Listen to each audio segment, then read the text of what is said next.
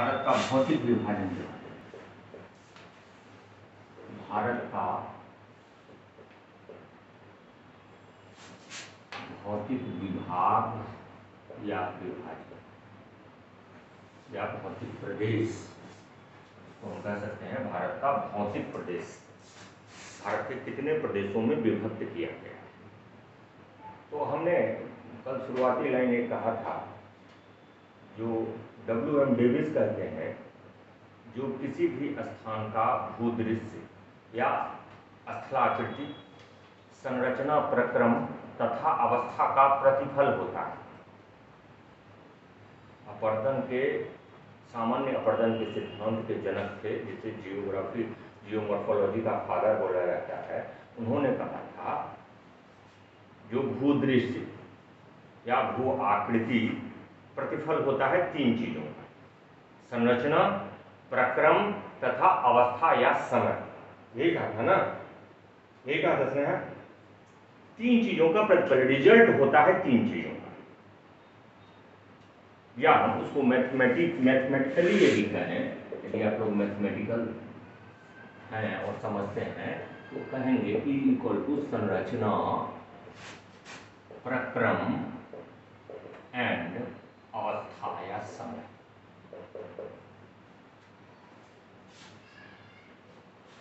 F क्या है? फलन है। F यहाँ पर फलन है।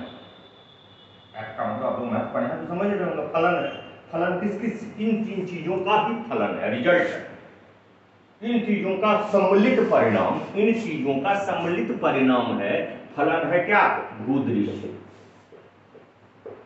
भूदृश्य मतलब भौतिक विभाग। भूदृश्य का मतलब भौतिक विभाग।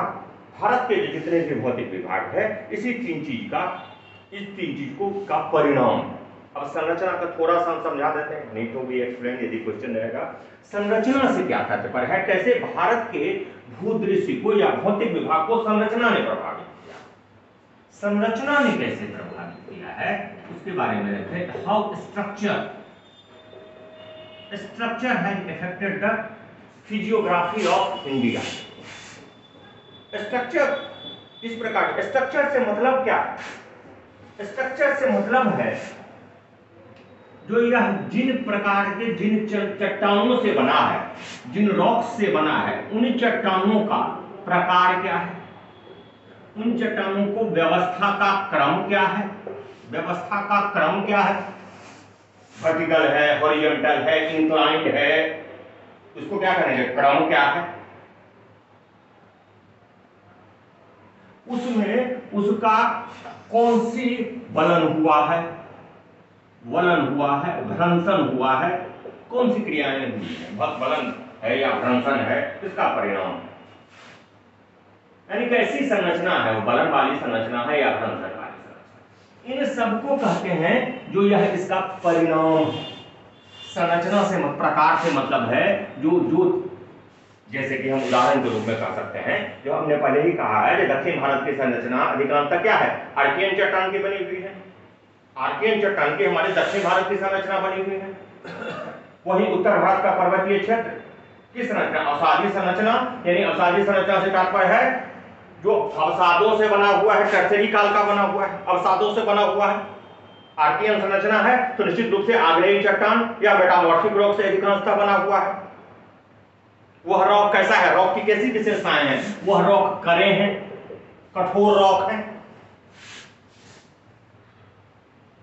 उनकी पारगम्यता कम है उसके अपेक्षा। जो हिमालय क्षेत्र के जो रॉक हैं उनकी पारगम्यता अधिक है, अवसादी चट्टान है।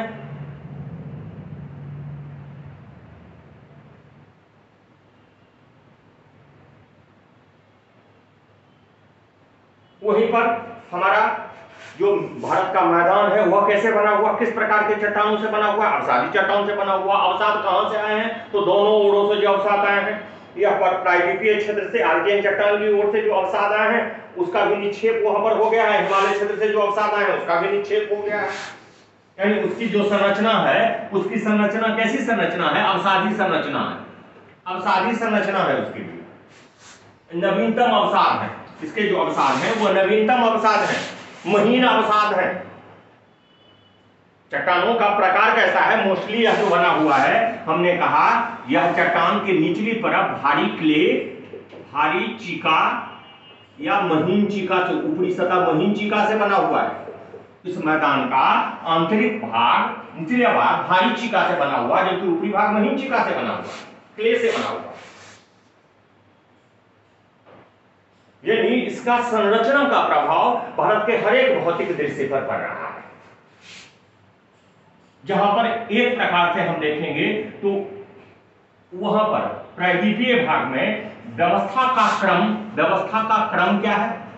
व्यवस्था का क्रम क्या है? व्यवस्था का क्रम यह है, जो प्रायद्वीपीय भारत जो संरचना था वह सबसे पहले किससे बना?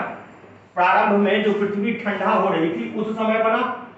उस समय कूलन की क्रिया, शीतलन की जो क्रिया हुई, ये शीतलन की क्रिया के कारण, ये शीतलन की क्रिया का परिणाम था, यह भाग ठंडा होकर के आग्नेय चट्टान बन गया। ठंडा होकर के प्रारंभिक आग्नेय चट्टान।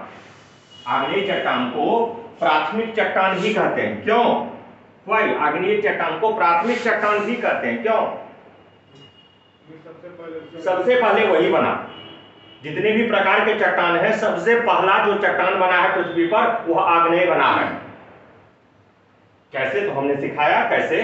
क्योंकि जब पृथ्वी ठंडा हुई थी तो सबसे पहले उसके जब कूलिंग हुई, शीतलन की क्रिया हुई, तो यह जो मोल्टेन पदार्थ था, जैसे पृथ्वी बनी हुई थी, गैसियस था, वो धीरे धीरे ठंडा हुआ, मोल्टेन बना, धीरे धीरे और ठंडा हुआ तो ठोस बन गया। वही ठोस क्या है? क्रस्ट है। क्रस्ट क्या है? आग्नेय संरचना है, आग्नेय संरचना है, मुख्यतः आग्नेय संरचना है, जो समय के साथ जो समय के साथ रासायनिक तथा दबाव के कारण, रासायनिक क्रियाओं और दबाव के कारण रूप बदल दिया है, कई जगहों पर रूप बदल दिया है। तो इस प्रकार का व्यवस्था का जो क्रम था, वह इस प्रकार का व्यवस्था का क्रम था। एकदम कैसे था? क्षैतिज व्यवस्था का क्रम था। क्षैतिज व्यवस्था का क्रम था। वहीं पर हिमालय क्षेत्रों में, हिमालय के क्षेत्रों में हम कह सकते हैं कई जगह पर इस तरह की संरचना पाई जाती है। कई तरह पर इस तरह की भी संरचना पाई जाती है, जहां पर जलप्रपात का निर्माण हुआ हिमालय क्षेत्रों में। हिमालय क्षेत्रों की संरचना जलप्रपात से भी प्रभावित है। जहां पर यहां पर देखते हैं एक प्रकार का चट्टान है, यह किसी दूसरे प्रकार का चट्टान है, ये किसी तीसरे प्रकार का चट्टान है। छिपड़िकाएं बनी हैं हिमालय क्षेत्र में, रैपिड्स बने हैं, जलप्रपात तथा रैपिड्स बने हैं। क्यों बने हैं? इसलिए बने हैं जो इस प्रकार के चट्टानों का व्यवस्था का क्रम इस प्रकार है। यह चीजें प्रायद्वीपीय भारत में भी हुई हैं, जहां पर चट्टानों की व्यवस्था का क्रम इस प्रकार से है, वहीं पर जलप्रपात भी बन गए। कुंडरू जलप्रपात, जबलपुर के पास धुआंधार जलप्रपात है, नाम सुनी है। ये सब किसे? प्रायद्वीपीय पठार के जलप्रपात। तो चट्टानों की व्यवस्था का क्रम भी निर्धारित किया है भूदृश्य को, भारत के भूदृश्य को, चट्टानों के व्यवस्था का क्रम। इसी तरह जहां बलन फंक्शन जैसी स्ट्रक्चर भी मौजूद है संरचना में, खास करके टर्टेरिकार का पर्वत बलन का परिणाम है। वहीं पर दक्षिण भारत में बहुत जगह पर घनसन की क्रियाएं हुई हैं। उदाहरण के रूप में हम ले सकते हैं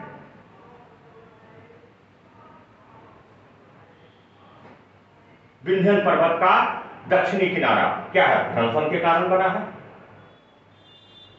सतपुड़ा पर्वत किसका परिणाम है? घनसन का परिणाम है। घनसोत्थ पर्वत, ब्लॉक पर्वत कहते हैं सतपुड़ा पर्वत को। तो वहां पर घनसन के भी प्रमाण मिल गए। मतलब संरचना ऐसी है जो घनसन के परिणाम स्वरूप हिमालय के क्षेत्रों में तथा प्रायद्वीपीय भारत के क्षेत्रों में, कई क्षेत्रों में इस तरह की आकृति मिल रही है, जो मुख्यतः वह उसके संरचना का परिणाम है, संरचना के कारण हुई है। दूसरा थोड़ा सा बता देते हैं, अवस्था कैसे, प्रक्रम कैसे प्रभावित हुआ। प्रक्रम का मतलब होता है प्रोसेस। प्रोसेस दो तरह के होते हैं, ज्योग्राफी में दो तरह के प्रोसेसेस पढ़ते हैं, इंडोजेनिक एंड एक्सोजेनिक, अंतर्जात तथा बहिर्जात। दो प्रकार की प्रक्रियाएं होती हैं, अंतर्जात एंड बहिर्जात। यानी अंदर से आने वाली क्रिया है और बाहर होने वाली क्रिया। अंदर से होने वाली क्रियाओं का एक सुंदर उदाहरण है ज्वालामुखी क्रिया। कहां से क्रिया होती है? अंदर से आती है। प्लेटों की गति क्यों होती है? अंतर्जात क्रियाओं के कारण। हम लोग जो अवस्थित हैं प्लेट पृथ्वी से निकले पृथ्वी के सतह प्लेटों से बना हुआ है और प्लेटों क्या है? गतिशील है। वो गतिशीलता का क्या कारण है? अंतर्जात बल गतिशील की। अंदर से कोई बल आ रहा है जो उस प्लेट को मूवमेंट कर रहा है। अंदर से बल आ रहा है जो ज्वालामुखी की क्रिया कर रहा है। अंदर से कोई बल आ रहा है जो पृथ्वी से आने वाले भूकंप के कारण, पृथ्वी पर होने वाले बड़े बड़े भूकंप के कारण है। ये सब अंतर्जात बल का उदाहरण है। ये अंतर्जात बल का ही परिणाम है जो हिमालय जैसे विशाल पर्वत बन गए। हिमालय जैसे, भारत में हिमालय जैसे कैसे परिणाम है? तो हिमालय पर्वत के बनने का कारण क्या है? प्लेट टेक्टोनिक थ्योरी कहता है जो दो बल एक साथ टकराया यानी कोलाइड किया है। भारतीय प्लेट तथा यूरेशियन प्लेट का कोलिजन हुआ है, टकराव हुआ है। उसी टकराव का परिणाम है हिमालय। तो यह टकराव क्यों हुआ? अंतर्जात बल के कारण हुआ। उसी टकराव के कारण क्या पड़ा? बलन पड़ा, फोल्ड पड़ गया। जहां पर बहुत जोरदार कंप्रेशनल फोर्स था वहीं पर चट्टानें टूट भी गई हैं। तो हिमालय क्षेत्र में भी कई जगह घर्षण के भी परिणाम है, थ्रस्ट मिलते हैं, थ्रस्ट। तो ये क्यों हो रहा है? हिमालय जैसे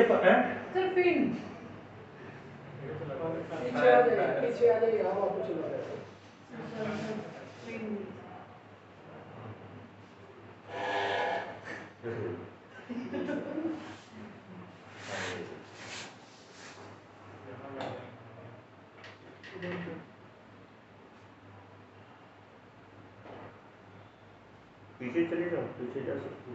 बहुत गर्मी लग रही है। मेरा तो गुंजाइश नहीं है लेकिन तुम्हारा, तुम डिस्प्लेस हो सकते हो। हमारे लिए इसको हमारे लिए सर ठीक है सर।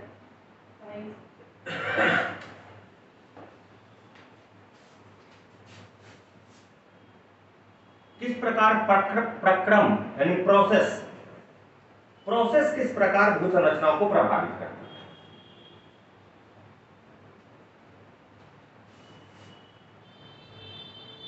उसी प्रक्रम का कारण है जो हिमालय के आगे एक गर्त बन गया। हम समझा रहे थे उसी गर्त में मलबा का निक्षेप हुआ जिससे मैदान बने। इसी प्रक्रम का परिणाम है।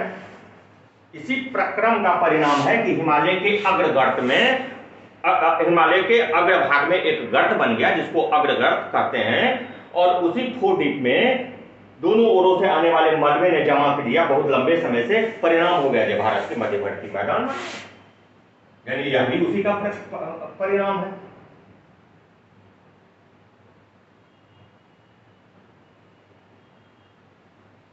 यानी भारत की भू आकृति, भारत के भू दृश्य पर प्रक्रम का भी जबरदस्त, संरचना की तरफ प्रक्रम का भी जबरदस्त प्रभाव पड़ा है। और वह प्रभाव अभी भी पड़ा हुआ है क्योंकि हिमालय जैसे क्षेत्रों का अभी भी कहा जाए भारतीय प्लेट क्या हो रही है? मूव कर रही है। अभी भी कह रहा है भारतीय प्लेट नॉर्थ तथा नॉर्थ ईस्ट डायरेक्शन में मूव कर रही है। इसका मतलब है कि वह प्रक्रम अभी भी चालू है। प्रक्रम अभी भी गोइंग ऑन है, स्टिल गोइंग ऑन है। कुछ सेंटीमीटर प्रति वर्ष, कोई लोग 4-5 कहते हैं, कोई लोग 1 सेंटीमीटर प्रति वर्ष कहते हैं, जो उस गति से अभी भी भारतीय प्लेट मूव कर रहा है। इसका मतलब यह है जो यह प्रक्रम, जो अंतर्जात प्रक्रम की बात कर रहे थे, स्टिल गोइंग ऑन है। आने वाले समय में स्टिल इसका प्रमाण है कि हिमालय की ऊंचाई बढ़ रही है। भारतीय प्लेट अधिक क्लोजर जा रहा है यूरेशियन प्लेट के, कह सकते हैं। तो अंतर्जात बल भी उसी प्रकार भारत के भूदृश्य को प्रभावित किया।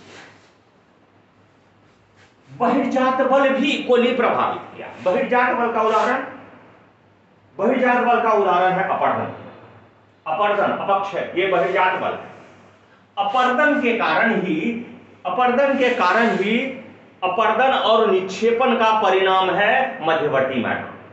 इसी का परिणाम है। हमने कहा जो गाद का जमाव हुआ, फोर्डिप जो क्रिएटेड हो गया था अंतर्जात बल के कारण, हिमालय के आगे, हिमालय तथा प्रायद्वीपीय क्षेत्र के आगे जो फोर्डिप क्रिएट हो गया था, गर्त क्रिएट हो गया था, उसी गर्त में अवसादों का निक्षेप। यह अवसाद आए कहां? ये अवसाद आए किसके द्वारा?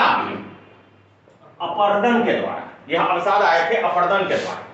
अपर्दन बाहरी कारक है। अपर्दन क्यों होता है? अपर्दन किसी न किसी बल के दबाव में, बल के कारण होता है, चाहे वह वायु के कारण हो रहा हो, पवन के कारण हो रहा हो, या गतिशील जल के कारण, प्रवाहित जल के कारण हो रहा हो, हिमानी के कारण हो रहा हो, जो भी एजेंट हो, एजेंट जो भी हो, लेकिन परिणाम यही होगा कि उसके कारण यह जो संरचना क्रिएटेड है वह संरचना क्या होगा? उसमें गिरावट आएगी। सुंदर उदाहरण है, हम कह सकते हैं जो अरावली कभी हिमालय की तरह ही ऊंची थी, लेकिन आज पहाड़ी के रूप में है। क्यों? क्योंकि बाहरी बल ने, बाहरी बहिर्जात बल ने, अपर्दन ने उसके लंबे समय से उस पर प्रभाव डाला है। दक्षिण की प्रायद्वीपीय भाग का उभर खाबर होना, दक्षिण के प्रायद्वीपीय पठार का उभर खाबर होना, यह उभर खाबर का भी कारण क्या है? अपर्दन है, बहिर्जात बल। दक्षिण भारत के पठार उभर खाबर हैं, समतल भूमि नहीं है, पठारी भूमि, क्योंकि कितने लंबे समय से, हमने कहा अर्कियन संरचना है मोस्टली, इतने लंबे समय से अपर्दन के बल के प्रभाव के कारण यह उभर खाबर हो गया है। यानी वहां भी प्रभाव है। समतल भारत के हर एक बूंद पर इस बहिर्जात बल का भी प्रभाव है, अपर्दन जैसे कारकों का प्रभाव है।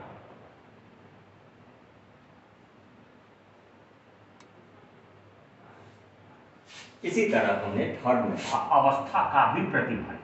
हम बार बार कह रहे हैं जितने लंबे समय से, इतने लंबे समय से, इतने लंबे, बार बार अवस्था मतलब समय, कितने लंबे समय से, इतने लंबे समय से यह क्रिया हो रही है, जितना लंबा समय होगा उतना ही भूदृश्य परिवर्तित होगा। जैसे हमने अभी भी कहा, जो अरावली उसी तरह की ऊंचाई थी जिस तरह की आज हिमालय है। प्री कैम्ब्रियन काल में उसकी ऊंचाई उसी प्रकार की थी जिस प्रकार का आज हिमालय है। आज क्या होगा? पहाड़ी के रूप में बदल, ऊंचाई बहुत कम हो गई है। क्यों? क्योंकि बहुत अपर्दन की क्रिया बहुत लंबे समय तक चली है। अपर्दन की क्रिया तो हुई है, लेकिन अपर्दन की क्रिया तो हिमालय में भी हो रही है, लेकिन हिमालय नीचे नहीं गया है। लेकिन वह क्रिया, हिमालय वाली क्रिया यहां जो हुई वह लंबे समय तक होने के कारण, बहुत लंबे समय तक होने के कारण उसका क्या हो गया है? अपर्दन हो गया है, कटाव हो गया है। इसी तरह हमने कहा जिस लंबे समय के कारण ही यहां पर ये स्थलाकृति, पठारी, भारत की दक्षिणी पठारी स्थलाकृति लंबे समय तक अपर्दन के बल, लंबे समय तक, हमने कहा अपर्दन की क्रिया हुई है, कितने हाल फिलहाल में नहीं, लंबे समय तक। तो जहां कठोर चट्टानें होंगी संरचना का भी प्रभाव है, जहां कठोर चट्टानें होगी वहां ऊंचा रह गया है, जहां मुलायम चट्टानें होगी काट करके चला गया है। क्योंकि लंबे समय तक काटा है, इसलिए यह आकृति उभर खाबर बन गई है।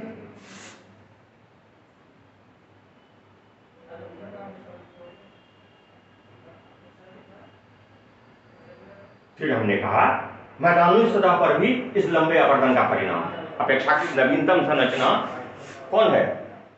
सबसे नवीनतम संरचना मध्यवर्ती मैदान, मध्यवर्ती मैदान है। मध्यवर्ती मैदान में भी प्लीस्टोसीन काल से जमाव की क्रिया चल रही है, जमाव की क्रिया, जिसके कारण इसकी ऊंचाई में भी उम्मीद की जानी चाहिए कि इसकी ऊंचाई में और बढ़ोतरी होगी। क्यों? क्योंकि हिमालय क्षेत्र का अपर्दन अभी भी हिमालय की ऊंचाई बढ़ रही है, तो उस क्षेत्र से अपर्दन तो अभी भी हो रहा है। तो आने वाले समय में इस मध्यवर्ती मैदान की ऊंचाई और बढ़ेगी और अंतोगत्वा यह वैसे पेडी प्लेन का रूप ले चुका है, पेडी प्लेन का रूप ले चुका है। वस्तुतः यह पेडी प्लेन है, यदि हम सही अर्थों में अपर्दन के सिद्धांत की तरह देखें तो पेडी प्लेन माना जा सकता है। यह पेडी प्लेन, इसकी ऊंचाई और बढ़ोतरी, तो इसमें जो विषमता, वैसे भी न्यूनतम विषमता वाला क्षेत्र है कौन? भारत का मध्यवर्ती मैदान। विषमता नहीं है, यानी ऊंचाई नीचाई यहां पर नहीं है, लगभग सपाट प्लेन है, सपाट मैदान है। लेकिन जैसे जैसे समय बीतेगा यह थोड़ा बहुत जो विषमता है वह भी समाप्त होगा। यानी लंबे समय का प्रभाव, यानी अवस्था का प्रभाव भी इक्वली पड़ रहा है हर एक प्रकार के भूदृश्य पर, चाहे मैदान हो, पर्वत हो, पठार। भारत के सभी क्षेत्रों पर इसका प्रभाव दृष्टिगत है। द्वीप का भी निर्माण अंतर्जात क्रिया के कारण सब्सिडेंस हो गया था। द्वीप का निर्माण, भारत के द्वीप का निर्माण विशेषकर कौन से द्वीप? अंडमान निकोबार द्वीप समूह, उसका अंतर्जात बल के कारण सब्सिडेंस हो गया था, जिसके कारण क्या हो गया? हिमालय का दक्षिणी भाग, हिमालय का जो विस्तार है, एक्सटेंडेड हिमालय, हिमालय पूर्वांचल से होकर अराकानियोमा तक, यह इंडोनेशिया तक चला गया था। तो बीच वाला भाग क्या हो गया? सबसाइड कर लिया है। सबसाइड करने के कारण उसका शीर्ष जो चोटी है वह केवल पानी से ऊपर है, वह दिखाई दे रहा है। तो इस द्वीप का भी निर्माण कैसे हुआ? अंतर्जात बल के परिणाम है। वर्तमान जो स्थिति है वो बहिर्जात बल की है, क्योंकि समुद्री तरंगों के द्वारा क्या हो रहा है, उसका अपरदन लगातार हो रहा है ना। समुद्री तरंगों के द्वारा लगातार अपरदन भी हो रहा है, तो उस पर बहिर्जात बल के भी प्रमाण मिल रहे हैं।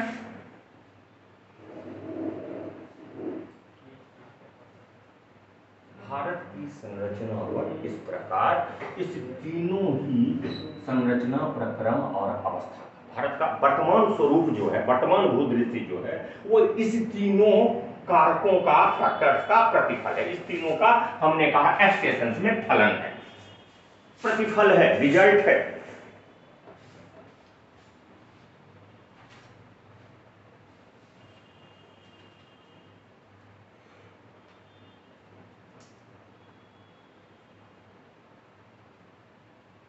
इन कारकों के तहत ही भारत का वर्तमान स्वरूप विकसित हुआ है, भूदृश्य विकसित हुआ। इन कारकों के सम्मिलित परिणाम क्या है? भारत का वर्तमान भूदृश्य। भारत का वर्तमान भूदृश्य इन्हीं तीन संरचना, प्रक्रम और अवस्था का प्रतिफल है, वर्तमान भूदृश्य। अब वर्तमान भूदृश्य का विभाजन यहां पर हमको पढ़ना है, भौतिक विभाग कौन कौन से। मेरा टॉपिक तो वही है, भौतिक विभाग क्या है, उस भौतिक विभाग बनने के पीछे क्या कारण थे, इस भौतिक विभाग का कारण क्या था, क्यों बना, या भौतिक विभाग क्यों बन गया, या भूदृश्य क्यों बन गया। हम कह रहे हैं पठार तो एक भूदृश्य है, उत्तर पर्वतीय क्षेत्र तो एक भूदृश्य है, मैदान कह रहे थे भूदृश्य है, हम द्वीप कह रहे थे भूदृश्य है, लैंडस्केप है। तो यह जो विकसित हुआ उसके पीछे यह कारण थे, हैं कितने भूदृश्य। हमने कहा था पिछले क्लास में, आर.एल. सिंकर ने कहा है भारत को 4 प्रमुख भौतिक विभागों या प्रदेशों में बांटा गया है।